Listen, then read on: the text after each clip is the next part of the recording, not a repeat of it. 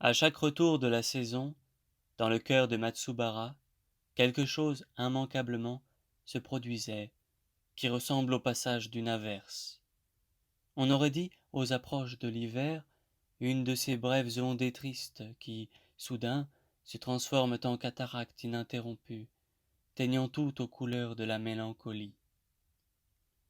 Derrière la fenêtre immobile, la fenêtre condamnée au bas de laquelle glissent les gouttes de pluie, des formes noires, humaines, vont et viennent. Mais ouvrez donc la porte. La vaste chaussée détrempée, personne. On l'a toujours su. Illuminant la pluie de leur course rapide, sans un bruit, des paquets de voitures, et rien d'autre. Ils m'ont encore laissé tout seul, grommelle Matsubara, comme font les vieillards. Une lueur grise à la fenêtre éclaire seule la chambre. Le feu même d'un poêle allumé, vous l'auriez cherché sans le trouver. Tout ce qui touche à la lumière, à la flamme, tout ce qui fait resplendir le cœur de couleurs chaudes avait déjà quitté la place, et de longs jours de réclusion s'apprêtaient à commencer. Une chaise, un lit. Dans la réalité, la chambre de Matsubara ne contenait pas d'autres meubles, et la chambre de son cœur même n'était pas mieux aménagée. Un miroir, assez grand pour refléter la moitié du corps, seule trace de luxe ici déplacée, n'aboutissait qu'à redoubler la tristesse ambiante, renvoyant un regard apeuré, des joues creuses, l'image d'un tout jeune homme. Dans un miroir, qui est le prisonnier? Qui le geôlier? Au moment précis des contrôles, apparaître ensemble précisément, puis obligeamment disparaître, cette convention carcérale est trop vaine pour que sa vanité même n'ait l'air de la rendre inéluctable. Matsubara, chaque fois qu'il avait ce visage en face du sien, comme pour y découvrir une différence avec lui-même, si minime fût-elle, la preuve qu'il ne s'agissait pas de lui, laissait son regard courir tour à tour sur les sourcils, sur le nez, les lèvres et la banalité des traits. Mais à voir l'autre retenir son souffle sans le quitter des yeux, cette tentative d'observation par surprise n'obtiendrait qu'un succès douteux.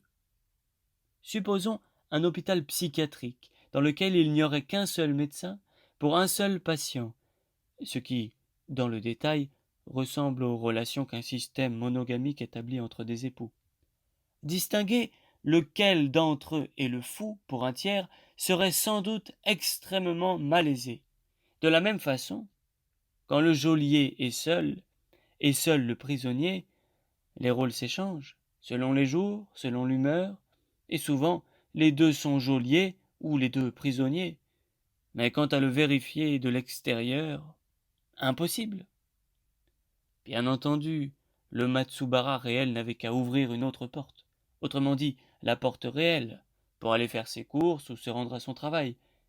Mais, dans ce monde-là, pour toutes leurs activités, les hommes avaient été remplacés par de délicats automates de même gabarit. On ne sait quoi d'inexpressif, on ne sait quoi de glacial, émanait de ces poupées parmi lesquelles Matsubara appréciait particulièrement le marchand de légumes. Celui-ci était vraiment conçu à l'image d'un vieillard, couvert de rides, avec de grosses mains aux veines saillantes. En outre, au fond de son œil, une vague lueur de tristesse amenait Matsubara à se demander si, par hasard, il n'avait pas affaire à un être humain condamné à contrefaire l'automate, dans le cadre d'une peine de travaux forcés, par exemple. Sauf qu'au lieu d'entasser des papiers plus haut que la fenêtre, comme Matsubara sur son lieu de travail, le vieillard disposait des choux, des concombres, des carottes et des céleris sur son éventaire, ou des quantités de fruits à chaque saison, qu'il vendait, peut-être. Matsubara ne lui achetait que des légumes de couleur verte. Le vert seul le soulageait et ravivait pour un instant dans sa mémoire les souvenirs d'un lointain monde anéanti.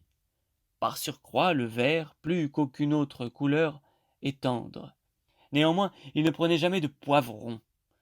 Les poivrons, C'étaient eux, ces habiles savants robots, qui venaient tout juste de les mettre au point, terrifiants, faux aliments naturels fabriqués avec un niveau technique hors de portée des humains. Or, rien n'est comparable à l'abomination de ces légumes artificiels.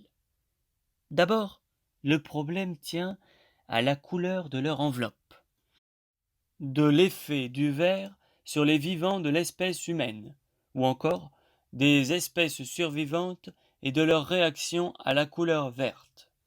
Sans doute est-ce au bout d'études de ce genre, apparemment sérieuses, que les autres avaient choisi le vert pour leur prototype de légumes artificiels, mais d'une teinte un peu sombre, avec un air antipathique qu'on ne voit jamais aux vrais légumes. Et par-dessus le marché, comme on lui avait donné le brillant factice des matières cireuses, la différence était par trop criante avec ce tendre vert qui, dans les lointains souvenirs d'autrefois, donne au temps maternel la résonance des rêves. Ces renflements qui ressemblent à des bosses ont également de quoi dégoûter, et malgré des épaules également redressées, une peau d'un vert également brillant, la pomme Granny Smith offre au toucher une douceur, une élégance à la pesée, enfin une fluidité dans la couleur en comparaison desquelles la vulgarité d'un tel élément saute aux yeux. Qu'en outre, on y plonge un couteau, l'échec devient patent. Ils y ont adjoint une odeur. Toutefois, cette odeur, absente de tout autre légume existant, perce désagréablement les muqueuses. Et même en admettant qu'on arrive à vendre la chose comme une variété de piment, cette puanteur aigre, sans rapport avec le légume originel, est insupportable, à un point que le regard initial de leurs travaux sur l'odorat les empêche sans doute d'imaginer. Et là-dedans, au bout du compte, une cavité qu'on n'a pas su remplir. Un péricarpe à la pulpe épaisse étant formé, des pépins blanchâtres parachevaient cette découverte prodigieuse. En outre, entre la peau et les pépins, là où de vrais légumes auraient naturellement dû être emplis de chair, leur cerveau s'était finalement révélé impuissant à rien inventer, telle une tête de mort creusée, des orbites vides surtout, où le regard s'enfonce. Cette obscure cavité par elle-même attestait l'absolue fausseté du comestible, contrefaçon bourrée de leurre et de tromperie, et que ce genre d'ersatz malfaisant avait pour seule fin d'effacer le peu de mémoire du petit nombre restant des humains. Secrètement, Matsubara voulait faire graver sur sa tombe Siji qui poursuivit les poivrons de sa haine. C'est qu'avec la généralisation de ces ersatz, la faible quantité probablement restante de ceux qui, dans le langage des autres, étaient qualifiés d'humains contestataires, vivaient dans la crainte d'être traqués dans ses repères et bannis. Lui-même, et c'était la seule preuve de son opposition, s'il lui arrivait dans un restaurant d'avoir commandé du riz pilaf ou du riz cantonné, mélangé de fins morceaux de poivron hachés, soigneusement, prenant son temps, triait ceux-ci du bout des baguettes, les ôtant un par un pour former, sur un bord de son assiette, un tas qu'il couvait du regard en se félicitant d'heureux-chefs de n'avoir pas encore été pris dans leur machination, selon son habitude à chacun des repas. Quel que fût son zèle à proscrire les poivrons, il rapportait néanmoins chez lui des laitues, du persil, des brocolis, ainsi que des pois gourmands, haricots verts, poireaux, fèves, choux chinois, toutes sortes de légumes verts, à trop pleine brassée. Mais une fois dans sa chambre, ces authentiques légumes perdaient aussitôt leur couleur, et comme une ombre entassée, flétrissaient, et c'était tout. Il fait trop sombre ici. La réflexion s'épuisait en ce point. Ici, la lumière perdait son sens. Jadis pareille à des fruits mûrs, Les feux même de l'automne n'émettaient plus leur clarté propre. Jusque très peu auparavant, la chandelle unique où Matsubara voyait sa dernière lumière avait perdu son éclat, s'était mise à trembler, lançant une sorte d'invite qui, plutôt, lui donnait le sentiment d'être un mort auquel s'adressait cette offrande. L'offrande, bien sûr, venait de ce jeune homme triste qui vivait dans le miroir. Aujourd'hui encore, de l'autre côté de la fenêtre, soufflait un vent mêlé de pluie. Les gouttes d'eau bientôt ruisselantes avaient dissous le paysage réel, où des ombres noires, humaines, se mettaient gravement à circuler. Procession de mémoire, projection des morts, fenêtres, où seules peuvent se refléter les choses déjà défuntes. Depuis quelques jours, Matsubara avait remarqué que le jeune homme habituel, le fumeur de cigarettes, était entré dans la chambre. D'une complexion comparable à celle des enfants qui se produisent dans les numéros de prestidigitation chinoise, c'était un adolescent au teint blanc, tranquille, assis dès le matin, bien comme il faut sur sa chaise, et fumant cigarette sur cigarette. Une grimace à la bouche, d'une main mal habituée, il produisait à jet continu des bouffées de fumée violette, révélées par l'opacité de l'air ambiant et l'état des mégots qui s'accumulaient à vue d'œil dans un cendrier particulièrement gros. Qu'on lui adressa la parole, il ne répondait pas. Qu'on voulut lui prendre le bras, on passait à travers. Et pourtant, ce corps fantoche, à la longue, était devenu insupportable à Matsubara. Le matin, quand il se lève, la chaise unique est déjà occupée par le jeune homme, ostensiblement tirant sur sa cigarette avec un bruit goulu. Jamais il ne fait rien d'autre, et Matsubara s'en trouve à la fois confus et irrité. De surcroît, la fenêtre encore affiche la couleur indéfiniment pluvieuse des soirs d'automne, et la chambre est plongée dans une obscurité sans fin. Matsubara ouvrit la porte, ce qui ne lui était pas arrivé depuis longtemps, puis jeta un coup d'œil au dehors. Là, pas le moindre changement, seulement l'humidité luisante et grise de la chaussée, les voitures noires filant, et pas une silhouette humaine. Partir en voyage, c'est la seule chose à faire, murmura Matsubara dans son cœur.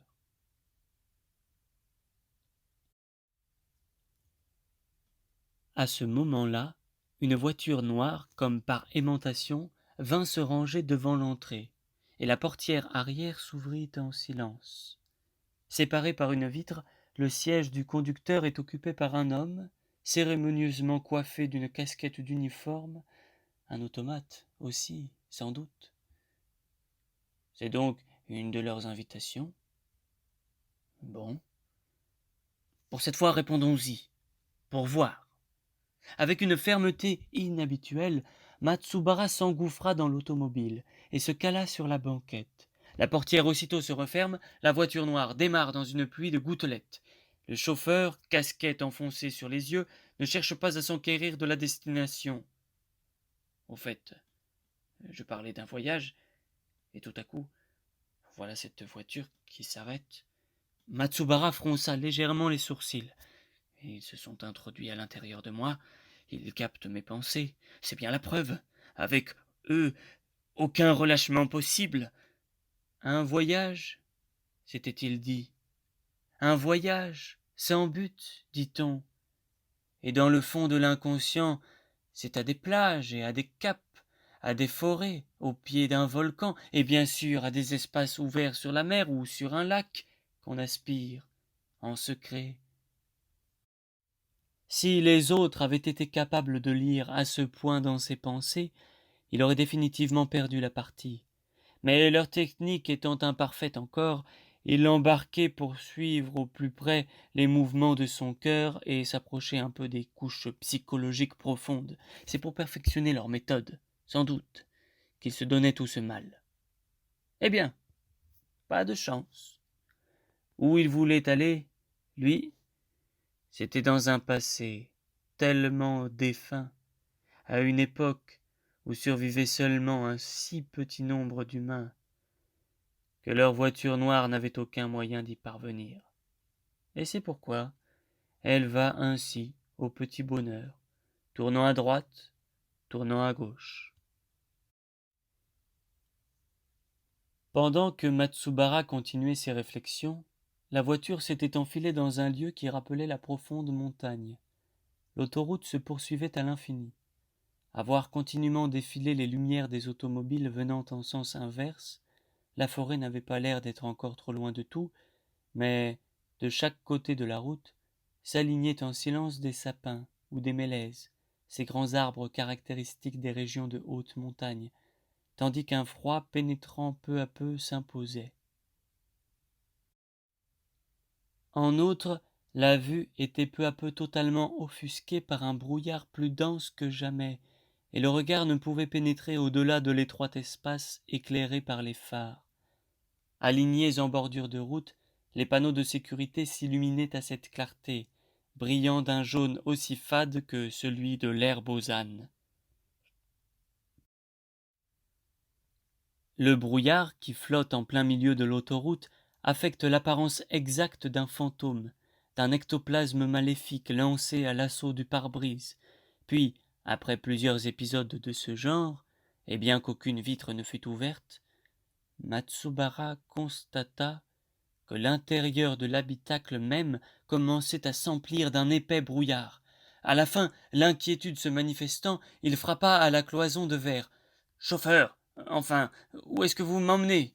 Voyons, répondez. » Pour la première fois, le chauffeur, relevant la visière de sa casquette, soutint son regard dans le rétroviseur. « C'est évident, non? De toi ou de moi, un seul doit rester. Nous allons donc régler l'affaire. » Dans le miroir, cet homme, c'était bien Matsubara lui-même, l'œil empli d'une haine qu'il n'avait jamais vue. « J'en ai assez de toi, et toi de moi, je suppose, puisque c'est comme ça, l'un de nous doit se soumettre à l'autre, docilement. Il n'y a que ça à faire.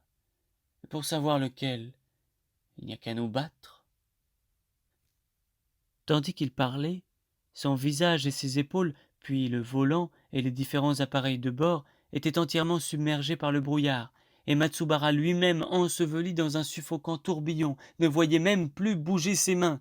Quoi? Un corps à corps? Pour régler quoi? L'homme du miroir s'était donc mystérieusement échappé, puis changé en chauffeur de voiture noire. La chose elle-même était inattendue, mais le plus étonnant, surtout, c'était qu'il fût capable de conduire une automobile. Pour sa part, Matsubara ne savait toujours pas conduire et n'avait aucune intention d'apprendre. Les mains, les pieds pleinement mobilisés, les yeux et les oreilles sans cesse actifs sous la contrainte d'une tension perpétuelle, les conducteurs finissent toujours, tout naturellement et conformément aux souhaits des autres, par se transformer en automates. Ou plutôt, au commencement de cette entreprise d'automatisation même, il y avait eu cet effarant débordement d'automobiles, se disait Matsubara, qui n'avait absolument pas et n'avait jamais eu la moindre intention de rester assis sur son siège en attendant d'être métamorphosé en machine. En l'occurrence, et tout bonnement, lorsqu'il repensait à la manière de conduire du chauffeur depuis qu'il était monté à son bord, l'acquisition d'une telle maîtrise technique chez un second Matsubara lui paraissait improbable. De toute évidence, il s'agissait d'un tiers, et pour ressemblants que soient les visages, d'un faussaire quelconque en train de jouer un rôle. Cela dit, pas moyen de s'en assurer à nouveau. La vitre de la cloison intérieure, ajustée, ne pouvait s'ouvrir, et tout était plongé dans un profond brouillard, le visible réduit aux lueurs oranges des feux de voitures qui venaient en sens inverse. Si vraiment l'occupant du siège du conducteur était l'homme du miroir, pas question d'engager maintenant le duel contre un adversaire à la supériorité dès l'abord absolue. Qu'on prenne un pistolet pour arme, ou une longue épée du genre rapière, la défaite est en vue. À moins que les autres, jugeant qu'ils ne viendraient pas à bout de moi, n'aient eu recours à cet imposteur pour m'intimider et faire de moi une marionnette plus docile. Prétendent-ils, en effaçant d'un coup la mémoire d'un homme, créer une sinistre et nouvelle espèce d'être vivant, capable même de prendre du plaisir à manger des poivrons? Avec le mal que je me suis donné pour avoir l'air d'un automate sur mon lieu de travail, entassant du sol au plafond des paperasses inutiles, jusqu'à l'heure fixée, avec le cœur que je mettais à l'ouvrage, rien de tout cela ne suffit encore à prouver ma fidélité. C'est ça, l'arrêt qu'ils ont rendu. À ce moment-là, Matsubara, toujours sans y rien voir, frappa de nouveau la partition de verre afin de s'adresser au chauffeur. « Et toi, puisque tu as parlé de duel, mettons que j'y réponde. Et si jamais je perds, qu'est-ce qui se passera? Si chaque fois que tu apparais dans le miroir, je me confonds en courbettes, si je viens au rapport prisonnier numéro 1, rien d'anormal à signaler, tu seras content? Si c'est tout ce qu'il te faut, pas la peine de se battre en duel. Je peux bien faire ça pour toi. Toi aussi.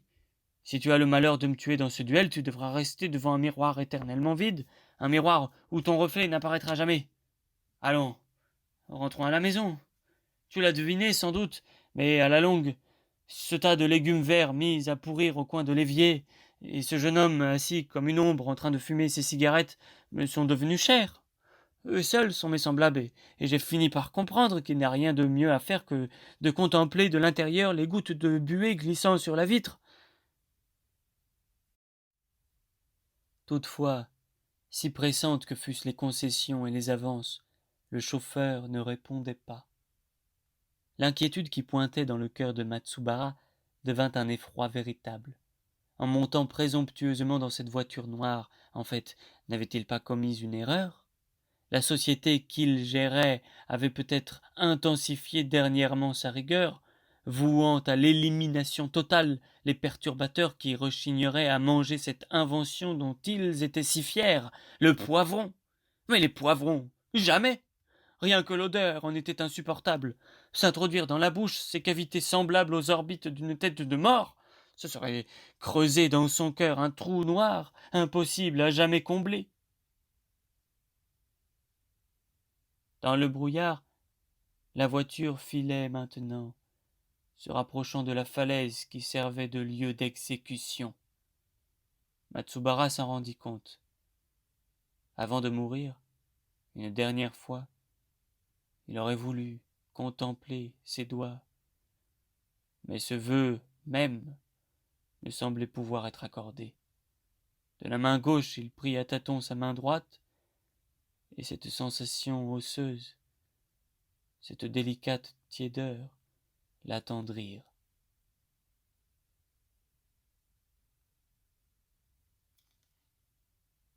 Dès son retour à la maison, toute affaire cessante, Matsubara se précipita devant le miroir. L'espérance et l'inquiétude à tour de rôle s'emparaient de sa poitrine sans cesser de l'oppresser. Mais, en l'occurrence, l'une et l'autre furent récompensées. Dans le miroir, la figure de l'autre avait bel et bien disparu. Ah, toi, alors!